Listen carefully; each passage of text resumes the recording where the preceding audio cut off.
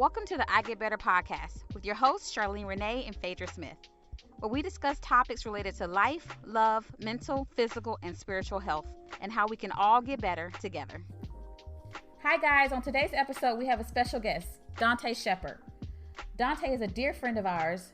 We've known him for over 15 years. He's also an inspirational and passionate motivational speaker. Donte has a background in education, mentoring, and he's an ordained minister.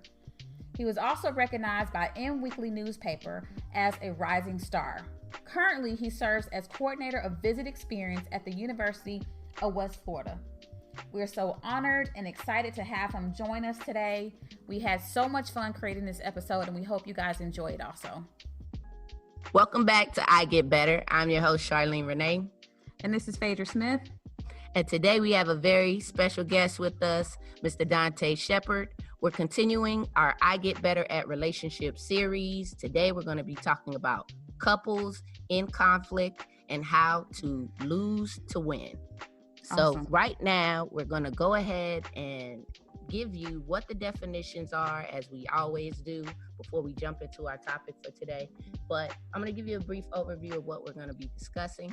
We're going to be talking about what conflict is, why is it maintained in a relationship, what are some barriers to resolving conflict, common areas of conflict in a relationship, and how we can get better at resolving conflict when you are in a relationship. So we're going to give you the definition of what a couple is. A couple is essentially two people who are either married, engaged, or otherwise closely associated romantically or sexually. The definition of conflict is a serious disagreement or argument, typically a protracted one. So protracted just means going on for a long period of time. It's also defined as a condition in which a person experiences a clash of opposing wishes or needs, or an incompatibility between two or more opinions, principles, and interests. So that's more of the definition you're probably thinking of when you're thinking of couples in conflict. So there's opposing opinions and ideas and wishes and needs, and what's happening is it's going on for a long time. So we're not talking about just a quick spat or something where it's just a quick argument about where you want to eat or, what movie you want to see. We're talking about something that's ongoing and prolonged and that's causing a lot of issues in your relationship. So it's important for us to define it so that we can begin to learn how to tackle the issue. So let's go ahead and have you introduce yourself, Donte, really briefly, because we haven't heard from you, of course. So we introduced ourselves, but say hello to the people. What's going on, y'all, man? Charlene, Phaedra, this is Donte Sheppard. I'm so excited to be with y'all this morning. Y'all talking about a real issue, and I think everybody needs to get better at couples, at relationships, no doubt about it. Okay. So let's talk about why is this important? We always want to have a why to anchor what we're getting better at too. And so reasons why getting better at conflict is important. So I have a few, and then I'm going to ask the two of you to give me your additional take on why it's important. So just one reason why it's better to get better at resolving conflict when you're in a relationship is because when you are in a state of conflict, it really brings a lot of stress on you. And stress can cause a lot of physical problems. It can cause a lot of emotional problems. And it also can contribute to the relationship really growing apart or you getting disconnected. And now it lowers your energy. And so you don't even really want to try to improve the situation because you're so tired and fatigued and stressed out that you don't have the energy to fight. And so you kind of get stuck in this pattern where nothing's getting resolved and it's like a stalemate. So when you get better at conflict resolution, it can kind of give you that energy and that boost to go ahead and work on what you need to work on. What about you? Why do you think it's important? I know for me, I think it's important. I mean, I like to give little examples because I think it's easier for people to grasp onto that. So I look at like conflict like a sore. So whether it be a minor sore or a major sore, it's not the fact that you got a sore, but it's the way you repair it. It's the fact that you can repair it in a healthy way. And so a lot of people get into conflict, and the major issue is that we got into a fight and nobody wants to get into a fight. But I like to tell couples that I see it's not the avoidance of conflict or the absence of conflict, it's how you repair it. And so like relationships, the goal isn't to never have a conflict. The goal is to be able to figure out how do we repair this conflict in a healthy way so that we can move forward and we don't continue to go back to it and go back to it just like a sore. You don't want to keep picking at it and picking at it. You want to know how to heal it and move forward. Right. Donte, how about you? Why do you think it's important to be able to resolve conflicts when you're in a relationship? Well, I just think that you want to be in a position of a healthy relationship, and when you don't deal with the elephant in the room, or say the things that you and your particular spouse disagree with, you can never truly move forward. And so for me, like an example, like me and my wife, a lot of times our conflict comes from me being so competitive. That's just a nature of mine. She being more of an introvert, me being more of an extrovert. Sometimes I approach things not as a teammate, but as an opponent, and it makes her feel really uncomfortable, And so we've had several times where I almost get into it's about me mentality, and she wanted it to be about we. And so conflict, solving that resolution, dealing with conflict is going to make sure that you guys have a healthy relationship. Right, exactly. You don't want to get stuck. You don't want to be on opposite teams, or you don't want to be enemies. You want to be allies in a relationship. So you can be in competition, but it should be you and your partner against everything else rather than against each other. So awesome. So let's talk about what the issues are before we get into how to resolve them. So, of course, myself being a therapist and a marriage and family therapist, I see couples and I see them in conflict. Usually that's what brings them to therapy. So I have some issues that I see that arise over and over and over. So, of course, there are some main issues that most couples typically go through that they can find similarities in. So we're going to really just touch on top three issues that are common problems in a relationship that cause conflict. And then we're going to get into how to go about getting better at resolving those issues. So let's just go ahead and start with what the top three issues are. So the first issue that I see, and I think everyone I've ever talked to, when you say, what's the problem in your relationship? Typically the number one answer is going to be communication. But I find that when I ask, well, what about communication is the problem? It's very difficult for them to come up with a very secondary answer to that, because it's so many things. So I want to get into what are the communication problems, because you are talking because you're arguing, and arguing is a form of communication. So it's not that you're not talking, even though there are some situations in relationships where people just aren't talking at all. It's mainly that we're talking, but we don't like the way we're talking to each other or being talked to. And so that is becoming a cause for conflict. So when it comes to communication, the typical thing that I see is a problem is that there's either a lack of communication, there is a difference in the way you communicate, or your communication is just very poor. The fact that when you communicate, you just don't have the skill of doing it well. And that's typically what has to be resolved and worked on in order for communication to be looked at as healthy and productive in a relationship. I agree with that. I think that's a major source for not just the people I see, like I've seen couples and I've seen family members come in. And that's one of the major things I work with them on is how do we not just communicate, but we communicate effectively. And so, Charlene, I'm sure you've heard of I statements, but that's a big thing that I teach my clients is I statements, because when you switch from making it about like the other person, so saying a statement like you made me mad, and you take ownership of your feelings and you start to say, I felt sad when you didn't call me back. A lot of times that in itself, it right away puts down defenses. And people are able to listen. So I teach people how to be a listener and then a speaker. So when I'm talking, you listen and you're just absorbing my words and you're not trying to think of a comeback. And then when you're talking, I'm listening. And so that's a major thing. And that's not easy. That takes practice. It's not a normal thing to do.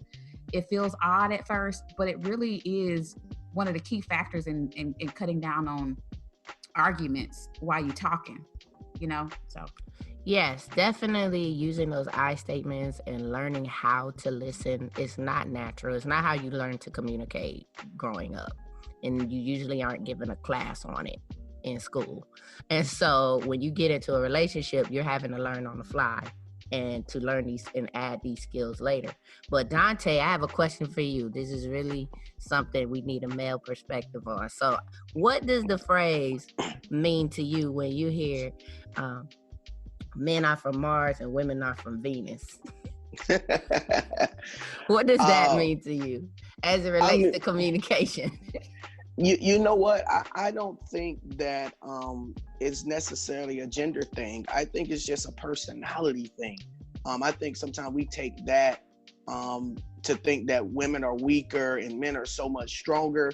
But me not necessarily being a counselor, but coming just at my church, I'm usually dealing with a lot of our married couples.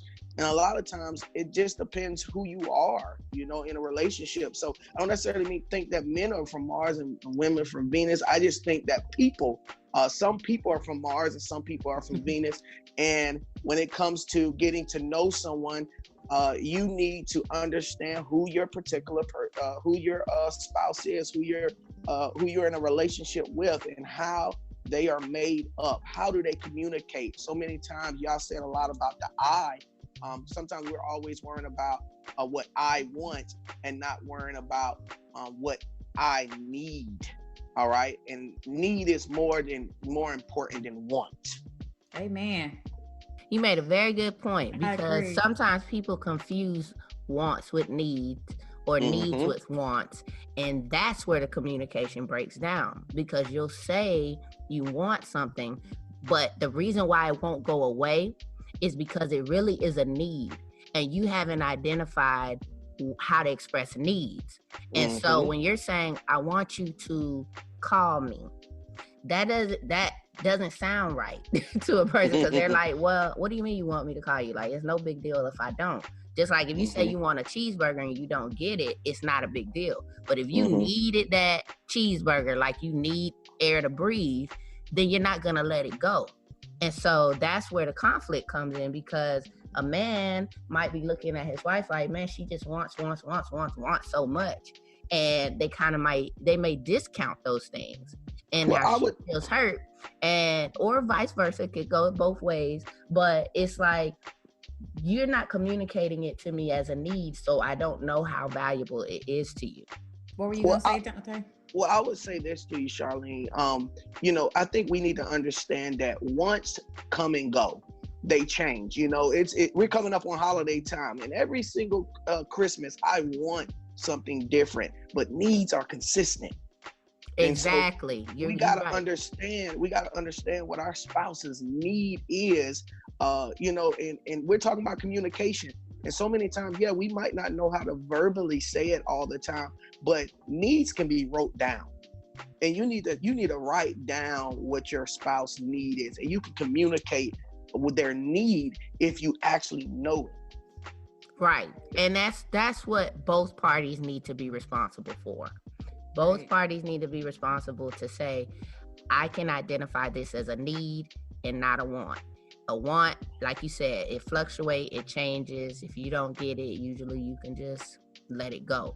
But a need, that's something you're going to have in order for the relationship to thrive and to be what you need it to be. So you're right, exactly. So communication is definitely a main concern. The next problem that we often see that is a major issue in a relationship is trust issues of trusting one another, and that can come from a variety of sources. So tell me what you think are some common reasons why there is a lack of trust in a relationship. Phaedra. I think lack of trust comes in from number one. I think I like to look internally also. That's the first thing. It can come from your family of origin. So your childhood, your experiences growing up as going in other relationships. And so if you look at yourself first and say, these are some of the reasons why I don't trust. And you hear some people say, I just don't trust people. I don't have a lot of friends, I don't trust people. Well, people are people. So whether you in a friendship or it's coworkers or relationship, the trust issue is going to be there. You might start out strong, but in the long run, the trust, if you can't trust people, then that's a you thing. And that's something that I think that you have to evaluate individually to say, what is prohibiting me from moving forward with trusting people like I should? Because it inevitably will translate into your relationship. I agree. Well, Donte, what do you think are some reasons why trust may be lacking in a relationship where you're already together? So this is not the phase where you're just getting to know, but you are already committing to this person, whether you're married or not. And that involves some level of trust, because now you're saying, I trust you with my life. I trust you to be with me forever, or not if you're just dating. But why do you think trust issues arise in a relationship?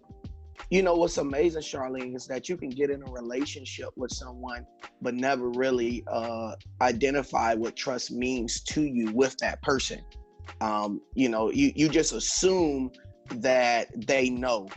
So I think a lot of times we come into a relationship, and although we're together physically and people take nature to know that we're together, we don't actually know that if we trust each other. And it's not just about sexual trust or you being with someone else. You can have a partner who's not gonna mess around on you or anything, and you can still not trust them. And trust for me means that you're willing to give up the most important parts of you or things that you care about, and willing to put it in their hands and believe that they're going to take care of it. I agree with that. I don't know if you guys have heard of Brene Brown, but she is an amazing speaker. Her biggest thing is on vulnerability. And I find a lot of times when talking to people, whether it be in counseling sessions or just, my family or people I know, is people don't like to be vulnerable. It's scary. And I think I think you made a major point there, Donte, when you're talking about vulnerability. And so I really am putting my heart, so to speak, in your hands. I have to have a level of trust that you're going to take care of me in some ways, because we have expectations of the people that we're in a relationship with. That is true. And when you're not able to be vulnerable, what happens is you're going to keep some things to yourself. And so that is limiting communication, because you're not going to be open, because you're not going to feel like you can trust this person with that part of you. And if you do, or you're thinking if you give it to them based on your history, your past, or some other incident where you were vulnerable and then you got hurt, you're keeping something from the person that you're saying you are wanting to be with. And that's causing, even if it's unspoken, an unspoken thing can cause issues in communication. So trust is definitely a big thing. It's not always about infidelity. It could be just an emotional block that's keeping you from being trusting. Donte? What's so amazing to me is that we understand how important trust is, but we treat it like it's so fragile instead of treating it like it's the sound foundation of a relationship. When I was younger, my grandmother didn't allow me to walk around the house with glass in my hands because I was clumsy, so I would drop it and break it all the time. But if I had wood in my hand, she had no problem with it. Well, because wood is sound, she know that it's not going to be broken. And so we have to understand that trust, we need to understand it's foundational. It has to be hard, strong, and we don't need to treat it as though it's just fragile, that it's just going to break easy, because we understand that it's going to keep our relationship strong. That is a really good analogy of that. I like that analogy. I wonder if we look at those objects that you mentioned, the glass versus the wood, should those be looked at as the relationship?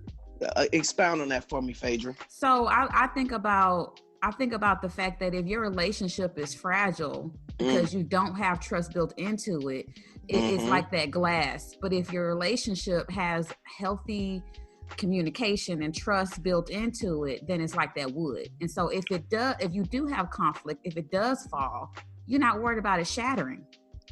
Okay. I think you need to recognize what state your relationship is in.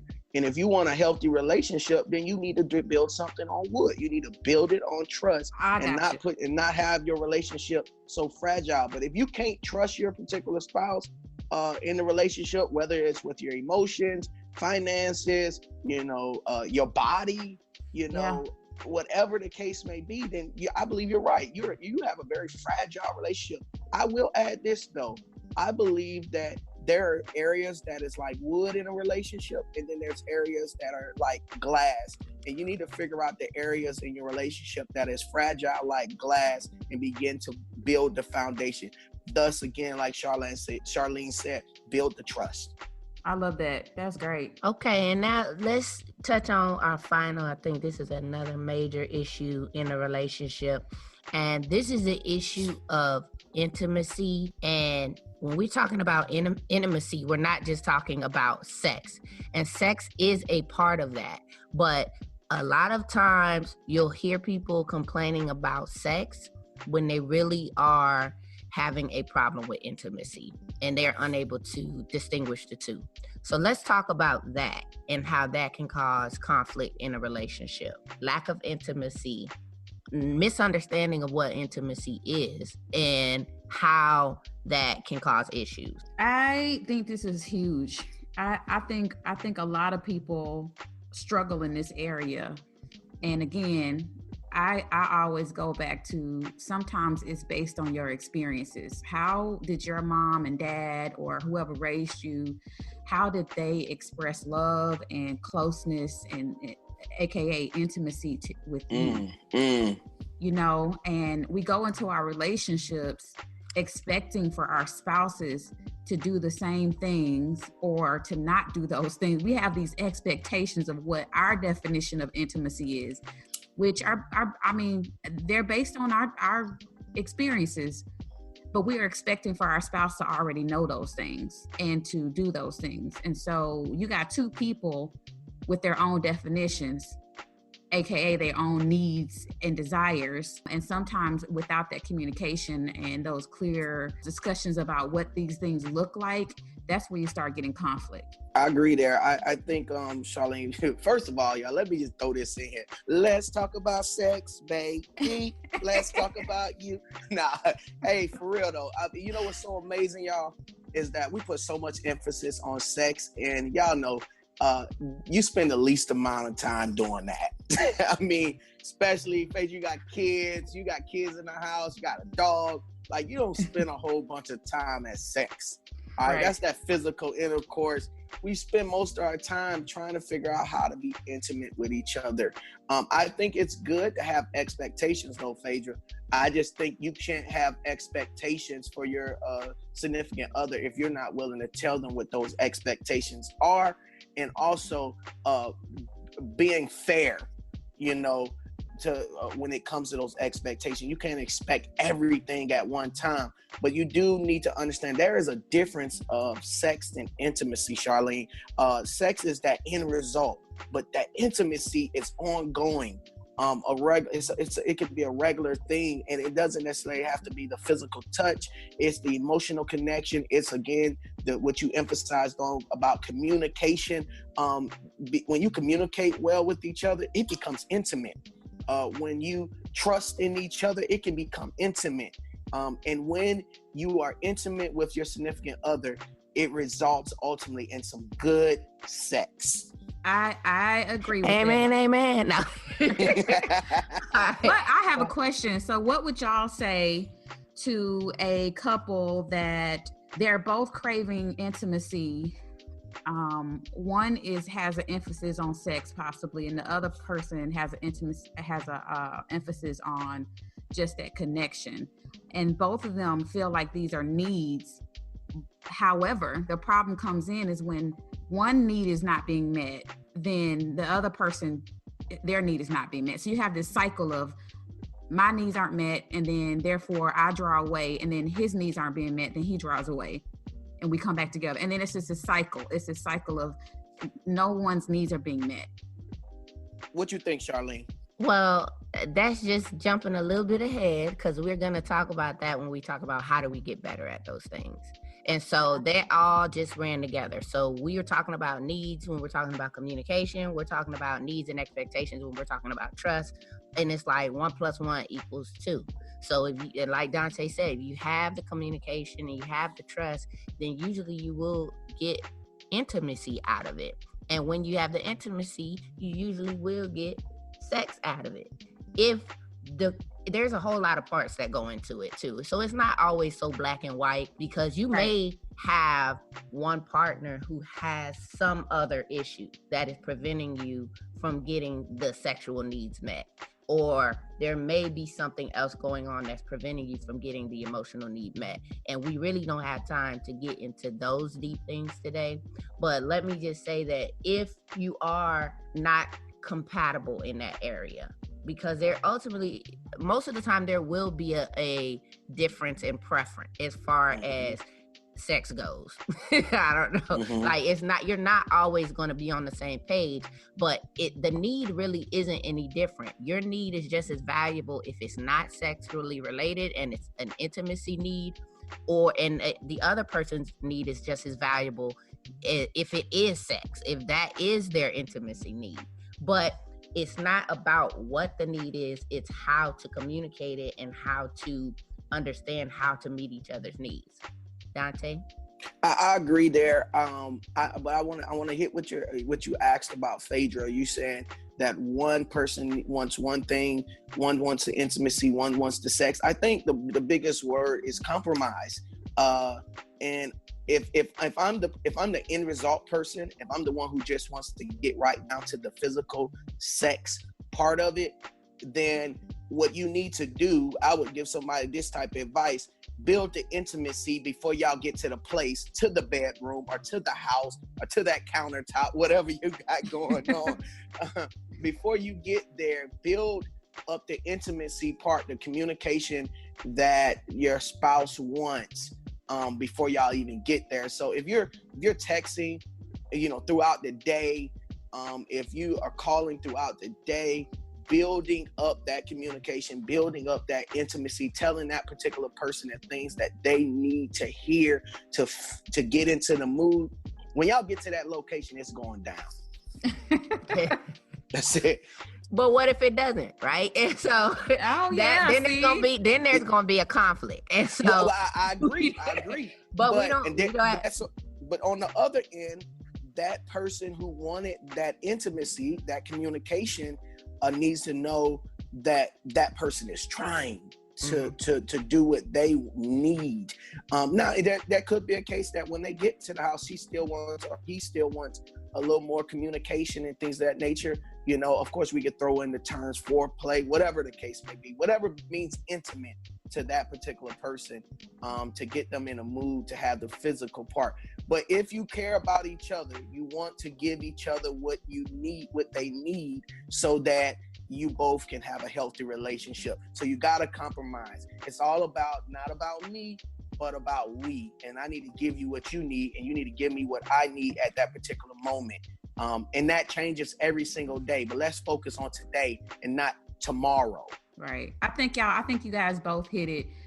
It's not just about one type of need. It's about fulfilling emotional and the physical need. And so I think that is what sort of makes that solid intimacy point is emotional and physical. You can't have a good relationship without having both of those needs being met. I'm gonna say this and we can move on, Charlene.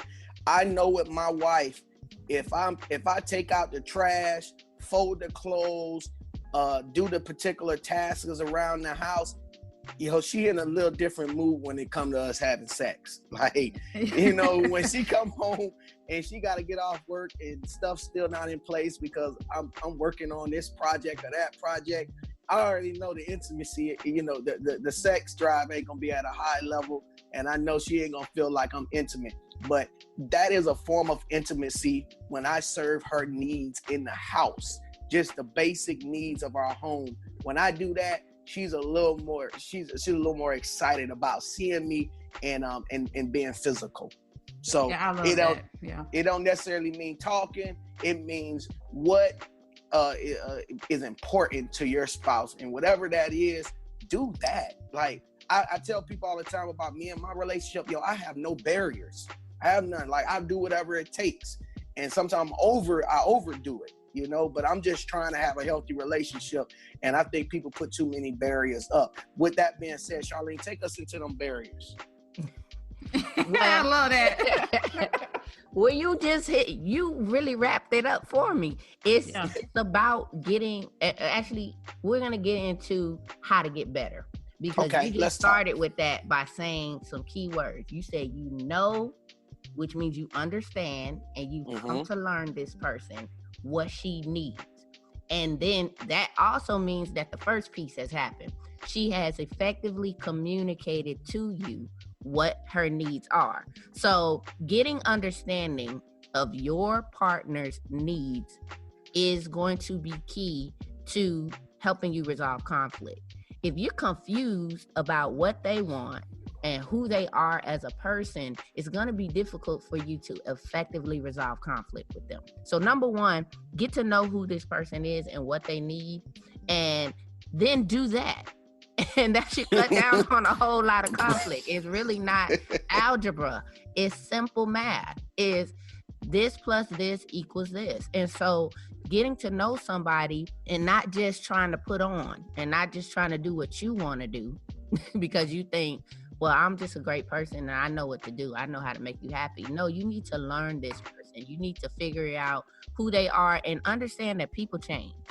Who they were when you first met them may not be who they are 5 years later. So it's a continual process. It's not just, well, I know you, I've been knowing you, I know you like this.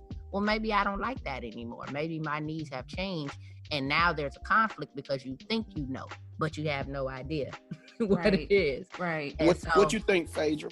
Well, I'm stuck on what you said. I think you made a good point when you said you made it about serving, because I was listening to, I don't know if you guys have heard of this pastor. His name is Matt Chandler, and he's amazing. And I was listening to, he did a series, and a part of it was on relationships. And he referenced having a consumer relationship versus a covenant relationship.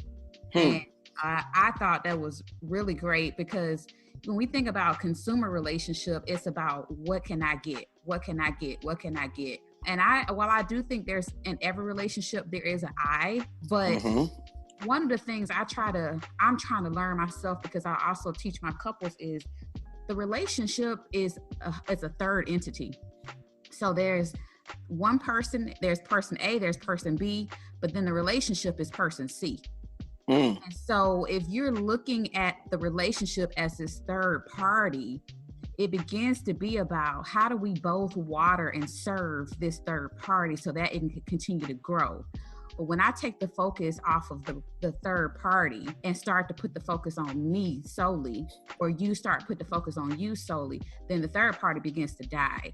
So it's about an act of service, not just to one another, but to the marriage itself. So I'm serving. You're not just serving your wife, you're serving the marriage, because what you're putting into the marriage is going to help that continue to grow. But if one person is holding more of the luggage, or more of the, if we look at it like a plant, if I'm continuing to do it, sometimes you get tired. So it needs to be about both people and how they're serving the marriage and how it grows. So I like when you said the act of service. I think that's what it is. Very good. I agree with that. And Charlene, I want to add something. You said that we need to learn our spouse. I want to throw this out at people.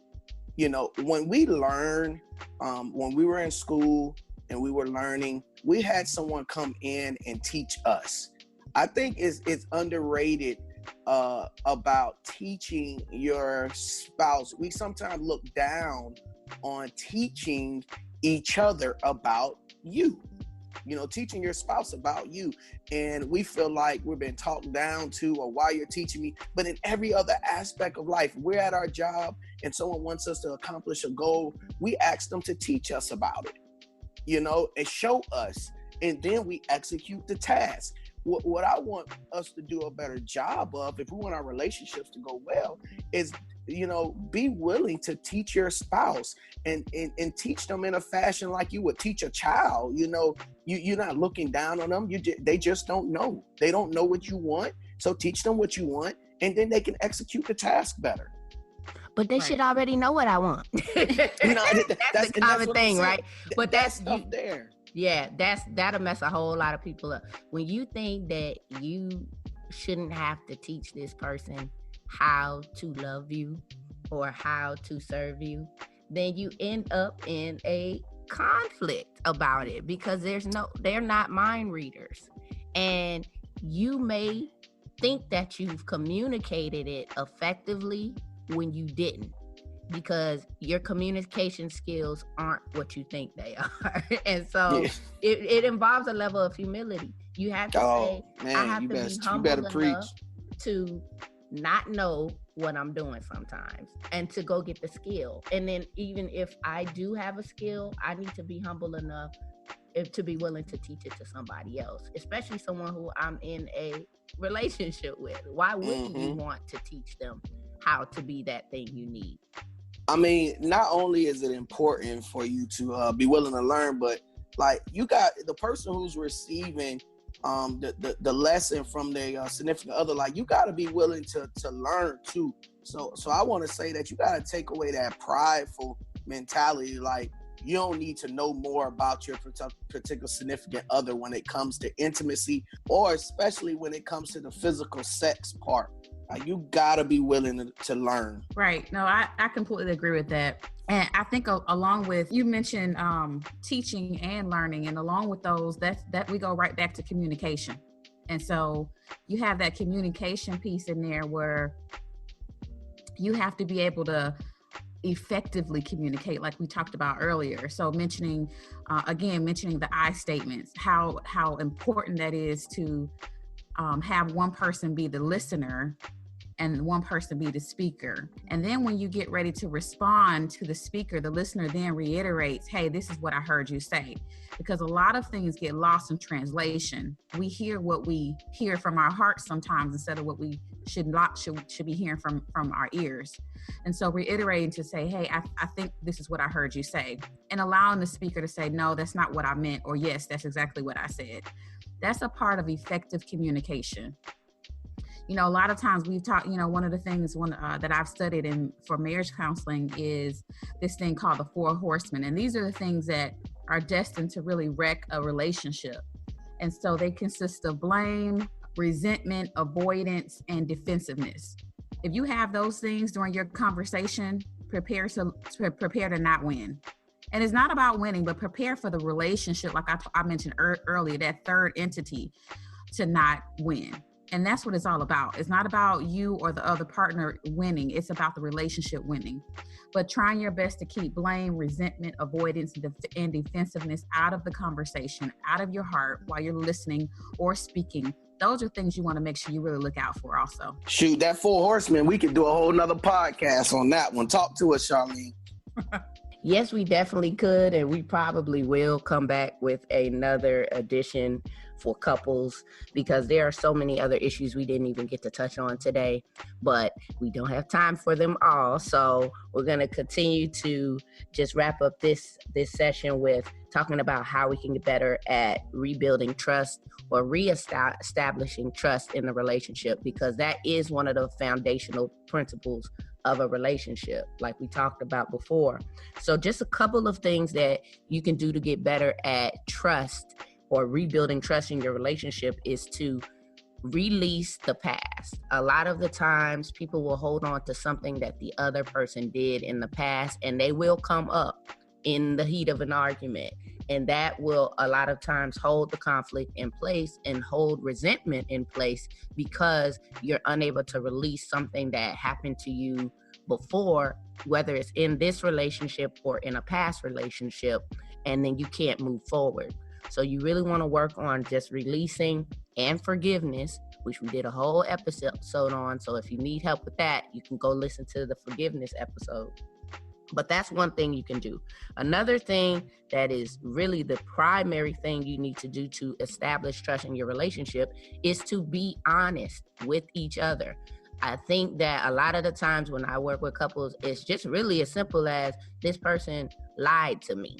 So telling the truth is very important when it comes to establishing trust, and not being one of those habitual liars, or a person who habitually tells an untruth or a half story or a lie by omission or whatever you want to call it. And now this person just can't believe anything you say. So it's going to be really difficult to have effective communication and trust in the relationship when you're not being honest about what you need, what you want, what you're doing, what you're going to do. So that's a key part of getting better at resolving conflict in your relationship, is just to be honest with one another. I agree, and I just think this, guys. Ladies, I believe that if your communication is good and you trust the person that you're with, that y'all, the sex and the intimacy is gonna come behind it. All right, and so I want to tell you to make sure you celebrate what you have. You know, intimacy starts first by appreciating and being grateful for who you're with. So, you know that you picked the right person and know that they picked you, and so celebrate that. The other thing is that when it comes to intimacy, you got to create opportunities to be intimate. And so let's make sure, like, throughout that day, once you really understand, you've communicated how you want to be, intimate with your significant other, make sure that you are intentional about that, even throughout the day, whether it's text messages, phone calls, when you're around each other, whether it's touchy-feely, whether it's sitting there and listening to their day, whatever it is, be intentional, create those opportunities to be intimate. And then I want to tell you, when you move from good intimacy, then it gets to the good sex. Like the sex part, like trust your significant other that they want to please you and explore each other. I'm gonna tell you, my pastor says that the bedroom is undefiled. All right, he told us in a sermon that it's you, your wife in the bedroom, and the angel is outside the door. So get busy, okay? Enjoy what you guys are doing physically. Because that God made that for a special reason. He knew we was going to need that too. So all of those things, and I think you can have a healthy relationship. All right, now we see how Donte got really excited on that part. So, and we know that he would. But you know what? This is, as a woman on the show, I want to say, ladies, listen to him, because a lot of marital issues are caused by lack of intimacy. And sometimes the women may blame the man for the issues, but they are both a team, and you're both a part of making it work. And so listen to that, take that to heart, take that advice. Don't be prideful, and be willing to learn, what your man likes too. It's not just about the man pleasing a woman. So that was a really good point that you made. I'm gonna go ahead and just wrap up for today what we talked about, give you a quick summary. So we did learn about those three main areas that are causing conflict in the relationship: the communication, the trust, the intimacy, and sex. And so go back, listen to this over and over and over. Share it with your friends, your family, anyone. If you're in a relationship, listen to it together and really find where in this you're seeing yourselves and where you can get better. We talked about the subtitle of this episode being "Losing to Win." And what that means is you have to lose something in order to gain the prize of a great, healthy relationship. So you want to lose those things like pride, poor communication, being dishonest with one another, being selfish. You really want to lose your right to be right. Wow. Okay. Wow. You want to lose your right to be right, because everybody wants to be right. Everybody wants their way. Thank you. Word, that's a word. Right? So you need to lose that in order for the relationship to win. Again, like Phaedra said, it's not just about two individual people. Once you decide you want to be in a relationship, it's not about you or me. It's about us.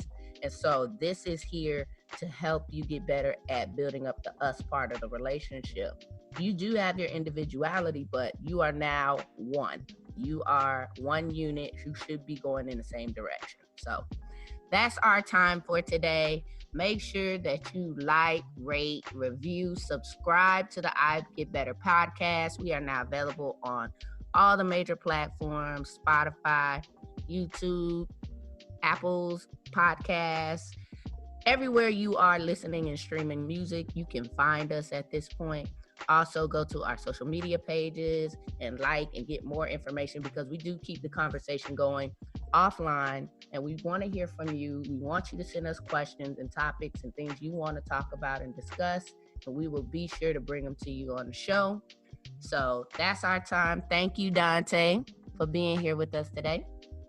Thank you. That was awesome. I feel like there's things that we wouldn't have gotten with not for you. So we plan to have you back on, just so you know. Well, I sure appreciate it. I enjoyed my time with you ladies. I know I can learn so much from y'all. Y'all get an opportunity to talk to families each and every day. So I know I'm honored to be on here with you guys, because y'all are specialists in your area. And so I can learn more. But definitely hit me up. You know I'm willing and ready to talk. That's what I do. All right, y'all. Till next time, keep getting better.